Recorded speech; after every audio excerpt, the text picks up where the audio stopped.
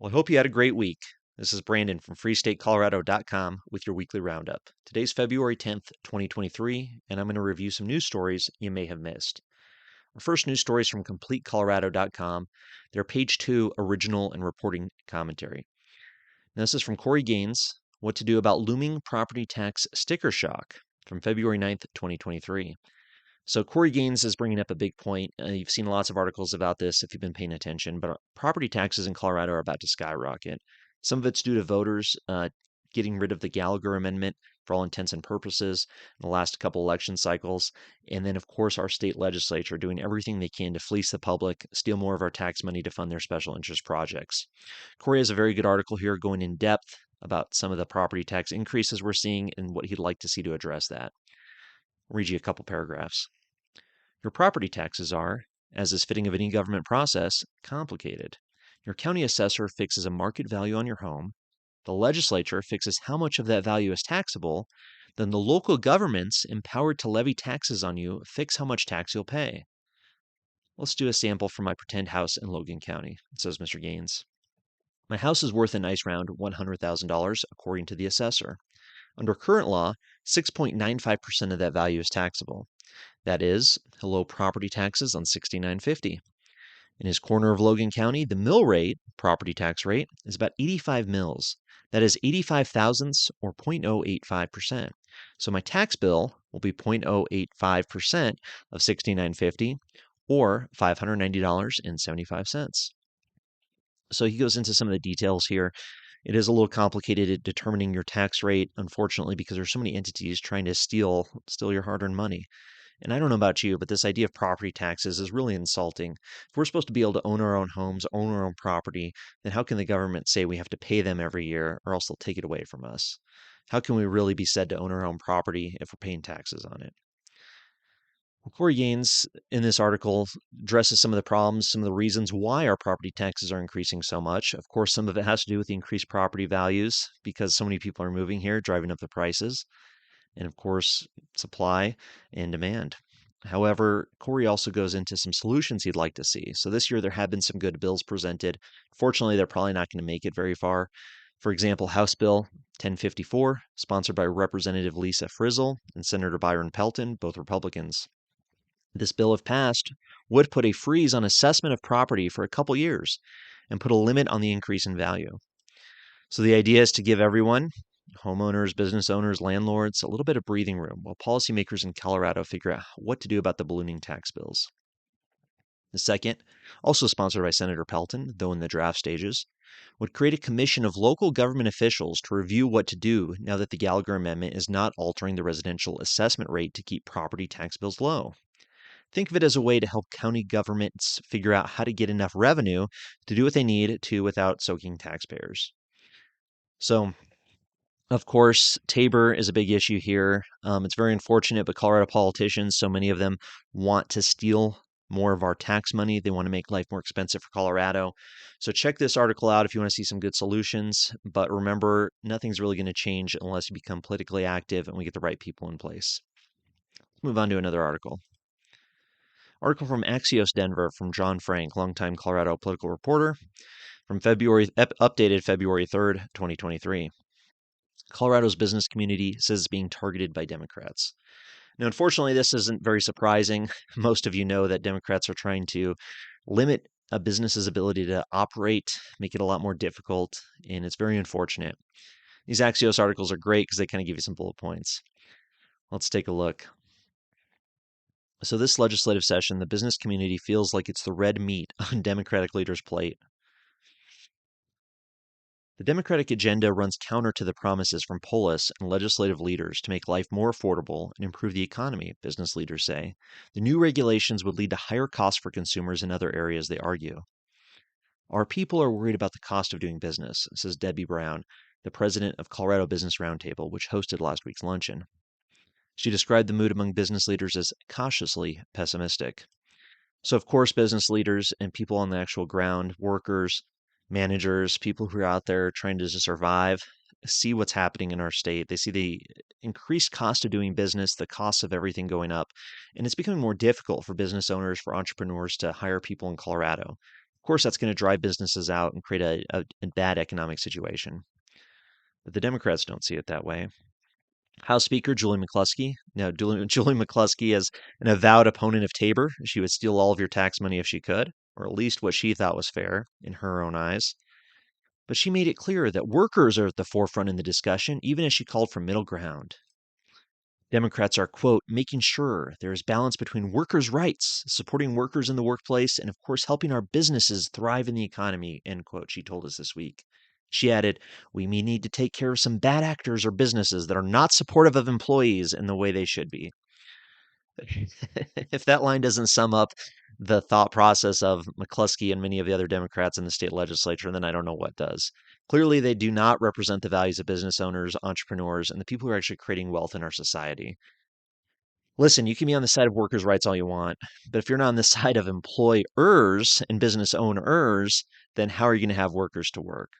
It doesn't work that way. So many of these politicians are living in a fantasy land where they believe they can force their way of view on all of society. Let's move on.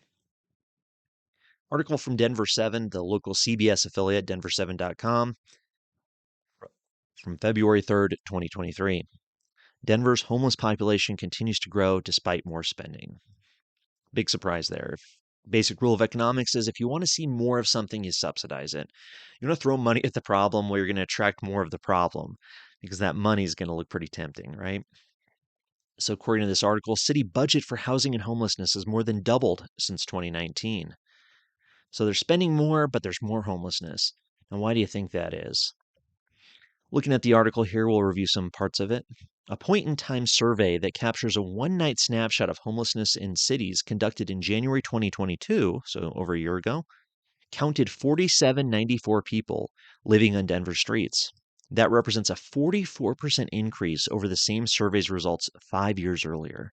So over 5 years to have a 44% increase in the amount of people living on the streets. I mean, 4,700 people, that is a lot of people. And now that was a year ago, so I can only imagine the numbers have gone up. If anybody's been in downtown Denver recently, it can be kind of depressing and kind of sad to see so many unfortunate people struggling to get by. And unfortunately, the government policies are not helping. In 2022, Denver budgeted $152,306,150 for housing and homelessness. That number grew to $180,948,669 for 2023, a 19% increase. In 2019, that budget was only $73 million, less than half of what was budgeted last year. So they're doubling the amount of money they're putting into these homeless programs, but it's not necessarily helping. So figures from the city's Department of Housing Stability show 53% of the city's 2023 budget is going to address affordable housing. I mean, that's pretty unbelievable when you think about it. 53% of Denver's budget, I mean, Denver's a major city with millions of people living there. 53% of their budget is going to address affordable housing. I understand that it's a problem, but maybe it's a symptom of other problems. And of course, the government solutions that are going to make it harder for builders to build and landlords to rent are only going to increase the problem, as we'll see in another article coming up. So, roughly 41% will fund shelters and services, while the remainder pays for administrative costs. So, that's interesting. So, 41% funds shelters and services, the rest goes to administrative costs. Well, you're talking about 59%. 59% is going to administrative costs. So over the majority of the money they're spending is going towards administrative costs. Now, I understand you need administrators, you need managers, you need people overseeing the problem. But to say that less than half the money is actually going to shelters and services, that might be one of the issues. Well, nonetheless, it's very unfortunate to see what's happening in Denver and across the Denver metro area as homelessness population continues to increase. Unfortunately, our politicians are so short-sighted and unable to address these problems correctly. Let's move on to the next article. This is from freestatecolorado.com, my website. Article I put out on Monday, February 5th, 2023. How to testify at the state capitol. I was down at the state legislature last week testifying on a bill to limit the governor's emergency powers. I think it's very important for individuals, for citizens, for liberty-minded people to show up and speak out, to let these legislators know that there's people watching what they do and that they're supposed to be representing us. And instead, they push their special agenda that's most of the time against our interests. But if you're interested in speaking at the Capitol, I try to make it as easy as possible. So I do a step-by-step instruction on how to testify. First step, of course, is to find the bill you're looking for. The Colorado Legislative website's pretty easy to use and has a lot of great information, really everything you need. So once you go there, you can find your bill. There's a lot of different ways to search to find what you're looking for. And then once you find that bill, you can go into its own page on the website and find all the details you need, and most importantly, the upcoming schedule. Colorado allows citizens to speak during the committee hearings. Now, each bill is going to go through at least 2 committee hearings on its way to becoming law. Of course, it could be stopped before that and only experience 1 committee hearing. But these are really your time for public input, is these committee hearings. It's where you need to show up, look these politicians in the eye, and tell them why they're right or why they're wrong. So I go through this article, planning your visit to the state capitol, try and make it as easy as possible. It's easy to find, lots of parking, very easy to get in there, very easy to find where you need to be. Going and watching the state legislature in action is something I'd encourage anybody who's interested in state politics to do. I mean, go up to the gallery on the third floor, watch the state house, watch the state senate in action, see what these politicians are doing. It's helpful to really understand the process and also to put a name or to put a face to the name of these people. We have so many authoritarian legislators in our state. It's really important to see who they are in person, to humanize them, and to really see how easy it would be to replace them in the coming election. These people are nothing special. So attending committee meetings, as I said, that's really how you participate. So check this article out. I won't take too much of your time about it, but really try to make it easy to go through the process in terms of speaking. If you really want to, you can listen to my testimony that I gave at the legislature, 90 seconds talking about this bill. Fortunately, of course, Democrats killed it. They don't want to do anything to limit the governor's power, but there are still a lot of benefits. Recently, former State Representative Dave Williams, who served in the state capitol for 6 years, joined me for an in-depth, hour-and-a-half-long interview where he shared a lot of great information. I have a 2.5 minute clip here where he talks about why you should testify at the state legislature. Because even though you might not change even though you won't change the mind of the legislator, I'll be clear on that. Don't go down there expecting to change how they're going to vote. Nonetheless, it's important and you can make a positive impact. There's a lot of good reasons to do it. So check that article out on freestatecolorado.com/testify. Moving on to the next article. Another Denver 7 article about housing. So we just heard about homelessness and the population increasing. Denver 7, new data suggests Denver affordable housing ordinance scaring away development. So this came out here on February 6th, 2023. According to the Apartment Association of Metro Denver, applications for new apartment development declined by a dramatic 88% in the 3 months following the passage of a new affordable housing ordinance. 88%, nearly a 90% decrease in apartment development applications after the city government came out fighting rentals. I mean, how obvious can it get? All these policies that these politicians are pushing to protect renters and renters' rights, tenant rights, all they're really doing is telling landlords and property owners that they're not welcome in Colorado or not welcome in the city of Denver. Well, what's that going to do to the housing problem? You're going to create a bigger shortage. You're going to drive prices up for the housing that is available and displace more people. So expect to see homelessness increase if you have these government policies that are going to make it harder for people to rent property to people. I mean, it's pretty simple, isn't it? So last year's Denver City Council approved a plan called Expanding Housing Affordability, an ordinance that now requires new residential developments of 10 units or more to designate 8 to 12% of the units as affordable to those making 60% of AMI, the area median income. So basically, what this means is that Denver City Council thinks they can command these property developers and property owners into forcing some of their property to be affordable housing, quote unquote affordable. Well, if these apartment buildings can't make what they need to in order for to break even and make a profit, they're not going to build the apartment buildings. I mean, pretty obvious, right? You're disincentivizing apartment construction, as this Scott Rathman says. That's what's happening. And this is a perfect example to see what happened in Denver as the state legislature prepares rent control and tenants' rights, quote unquote, and all these other schemes that are supposed to protect people, but will in fact make it harder for renters to live in the state of Colorado. Well, let's move on. All 725 Colorado State troopers are wearing body cameras. This is from February 6th, 2023, from CBSnews.com. This is the CBS Colorado affiliate. So state troopers wearing body cameras. Pretty interesting. Be curious to know what people think about body cameras. Seems like a great idea. I see positives and negatives of this situation, but let's look at the article and see some of the information. The implementation, certification, and training is complete for body-worn cameras for all 725 Colorado State troopers. The process for implementation of Axon body-worn cameras began in August 2022 and was completed this month. This is in accordance with 2020 Senate Bill 217, requiring all Colorado law enforcement agencies to fully implement body cameras by July 1st, 2023. So, probably a good thing. There's more transparency, there's more accountability, but there's also a potential for more surveillance on our society and more recording. Interesting, but take note. Moving on to the next article. AmericanThinker.com. Now, this is a interesting opinion article website, pretty right-leaning, but some interesting stuff.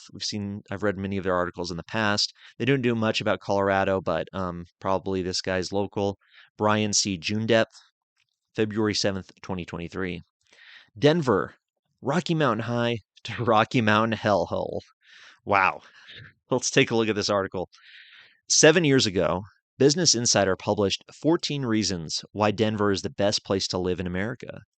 They recommended everyone consider Denver as your next hometown, citing a strong job market, low unemployment, great restaurants, and practical perks such as the low crime rate and good schools. That was then. How is Denver doing now as quote unquote trendy and desirable? When answering that question, the Glendale Cherry Creek Chronicle published, quote, Denver becoming America's crime capital. Now, that's quite the turnaround in less than a decade, especially when we think of New York City, Baltimore, or Philadelphia as America's crime capitals.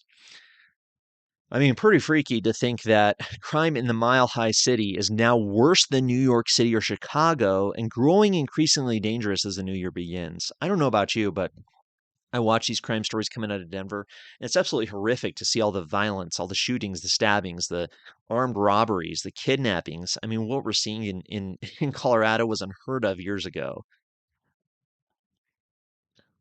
To think that Denver has worse crime than New York City or Chicago can be pretty shocking. So on a scale of 1 to 100, Denver outranks New York City by 2.5 points. In property crime, where Denver surpasses Chicago by 4.5 points. Bet you haven't heard that on the news, says the author of this article. Well, and they're right, right? I mean, our news, you know, news media, of course, is not always positive. They're pretty quick to say negative stories and to attract that kind of attention.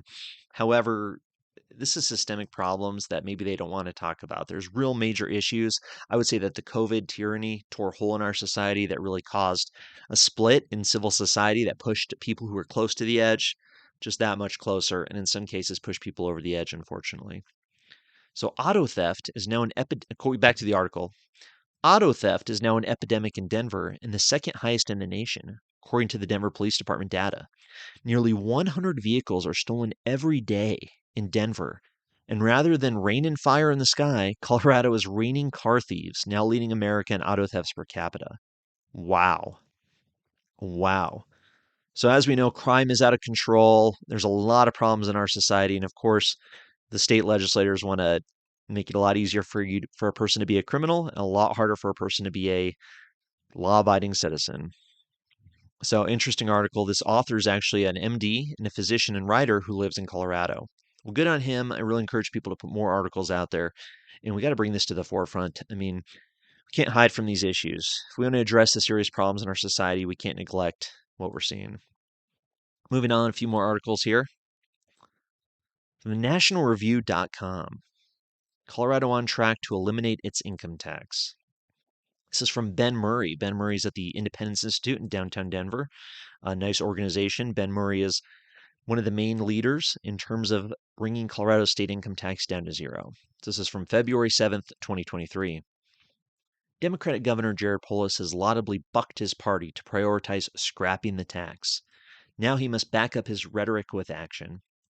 Ben Murray's talking about how Jared Polis was really pushing to eliminate the state income tax as he was running for office in 2022 for re-election. And well, now, as Ben says, he's got to back up what he said. He really needs to stick to his guns and make it happen. Of course, that's a big goal of the Independence Institute and Ben Murray in particular. So wonderful to see this article pushing Polis to support reducing the state income tax.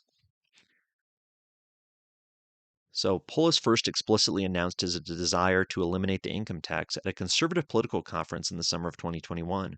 He restated that position repeatedly on the campaign trail last year. But for those, like me, who are holding their breath to see if Polis would maintain his stance on the issue after winning re-election, his recent State of the State address came as a huge relief. Directly after saying we need, quote, to continue to make progress, end quote, toward fully eliminating the income tax, he added, quote, with healthy budget surpluses from our strong economy, we should further reduce the income tax rate for everybody, end quote. So, yeah, unfortunately, Polis probably wants to increase taxes on other aspects of our society, whether that's carbon or energy or some sort of ridiculous tax on businesses. But Polis is right, at least on this one issue, that the tax on your income is morally wrong. The tax on your ability to take care of yourself, to survive. Everybody works hard. Everybody deserves to keep their whole paycheck. The government has no right to take money out of our paycheck to fund their schemes. If they want our money, they should come and ask us for it. So the income tax is morally wrong. Let's keep Polis to his word and have him support eliminating the state income tax. Good work on Ben Murray and the Independence Institute on this track. Moving on. SteamboatPilot.com, the Steamboat Pilot in today, February 8th, 2023. Colorado Parks and Wildlife, CPW, still doesn't know what killed 40 cattle in Meeker. 40 cattle died, and nobody knows why. Seems a little suspicious to me. Originally, they thought it was wolves, but the Colorado Parks and Wildlife has not been able to find any trace of them in the area since the livestock started showing up dead in October. So they don't think it's the wolves. Here's a quote. Quote, although a few cattle showed wounds consistent with injuries from large canines, further investigation to collect additional evidence has yielded no confirmation of wolves in the area, end quote, said Travis Black, the agency's Northwest Regional Manager, in a news release. So, was it a pack of dogs? Was it wolves? What was it that's killing these cows? Is it animal rights activists, maybe? Some anti-agricultural activists? But let's continue.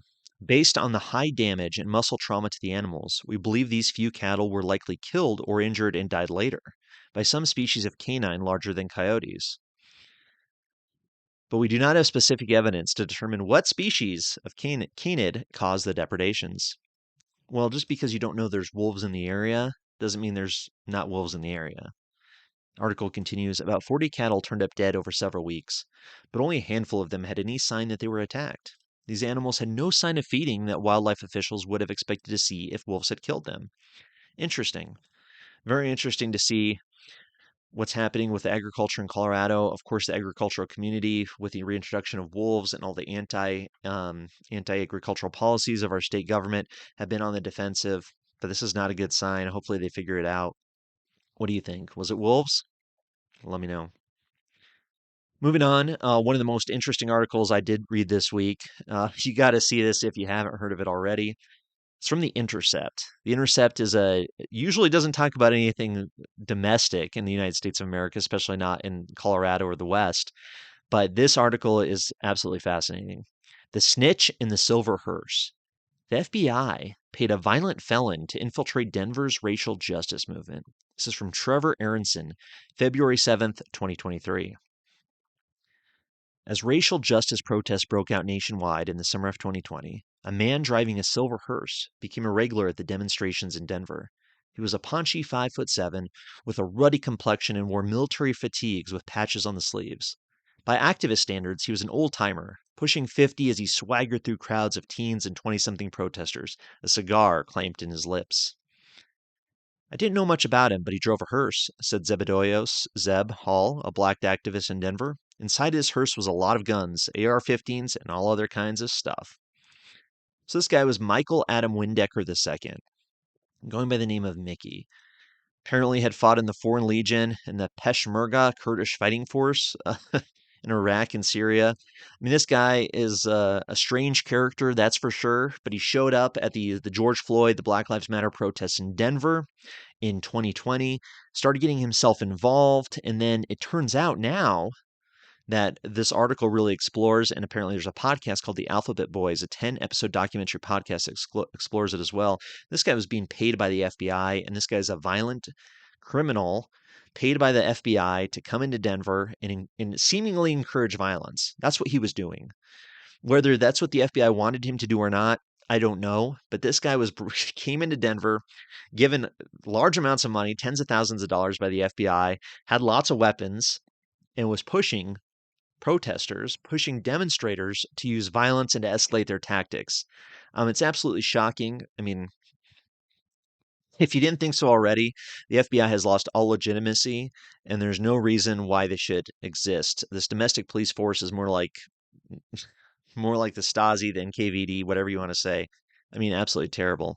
So the author of this article reviewed more than 300 pages of FBI reports and hours of FBI undercover recordings, as well as publicly available videos recorded by Denver demonstrators and by Windecker himself.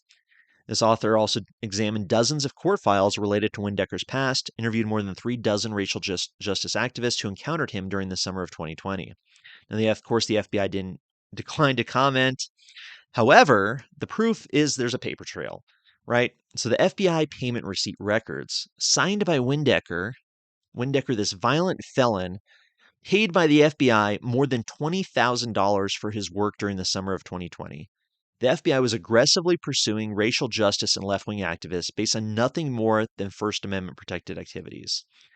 So you may have heard of COINTELPRO. You may have heard about infiltration of the anti-war movement and some of these left-leaning movements during the 1960s and 70s. Well, apparently similar programs are continuing today. I mean, for a violent felon to get paid $20,000 by the FBI to infiltrate a racial justice group and then seemingly push them to do violent activities is pretty suspect. So while on the FBI payroll, according to the article, Windecker became an organizer of Denver's racial justice demonstrations and ultimately undermined the social movement gaining momentum there by deploying the same controversial tactics the FBI used to devastating effect against black political groups during the civil rights movement. So here's this guy, Windecker, driving his silver hearse, smoking cigars, showing up, really pushing people to use violence. I mean, you got to read this article. It is absolutely fascinating. This guy doesn't seem like a good guy. I mean, his criminal history is pretty abhorrent and pretty suspect that this is somebody that the FBI should be working with at all. But nonetheless, he was in Denver with lots of money in his pocket, lots of weapons in his hearse, and pushing people to act violently, apparently.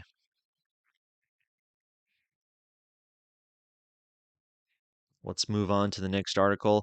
Lots of information. I mean, this is a long article, really good stuff. You really got to read it. You got to have a better idea of what's happening in our society when you realize that there's people who are funded by our own government using taxpayer money to infiltrate legitimate political organizations and push them towards violent ends. I mean, that's the reality of what's happening in our society today. But let's move on. DenverPost.com. February 9th, 2023. Heaters, fireplaces, and fluorescent bulbs among targets of Colorado efficiency bill. Of course, these Democratic-backed measures are going to leave us in the cold, take away our ability to light our houses, heat our rooms, and all in the name of the climate, supposedly. So this measure here, retailers, so this would be illegal. This is banning something from being sold in Colorado, sending us back to the dark ages. Retailers would no longer be allowed to sell less efficient ovens, determined by the government, water heaters, gas fireplaces, and certain other appliances under the measure proposed this month by Colorado lawmakers. So House Bill 1161 would use federal standards to filter more efficient appliances from dated models, says Kathy Kipp. Representative Kathy Kipp is one of the most authoritarian, most anti-freedom legislators in the state capitol. So basically, in start of 2024, if this passed, it would be illegal. It would be illegal, which means the state would be willing to send armed law enforcement to retailers who are trying to sell appliances. So these appliances include air purifiers, commercial ovens, electric storage water heaters, gas fireplaces, irrigation controllers, and shower and bathtub equipment. I mean, this is absolutely insane, people. This is a Soviet style intervention into our economy where the state is going to tell us how we can heat our water, how we can heat our homes, and how we can light our rooms. I mean, this is absolutely and utterly beyond the scope of what the government should be allowed to do and fully illegitimate. Fully illegitimate. I mean, if somebody was smuggling in light bulbs and and gas fireplaces into Colorado, if this passes, those people would be heroes. Unbelievable. Well, people, it's more important than ever that you speak up, that you get involved, that you start getting organized with other people who believe like you, because as we see, state government, the state legislators pushing radical agendas to control every aspect of our lives.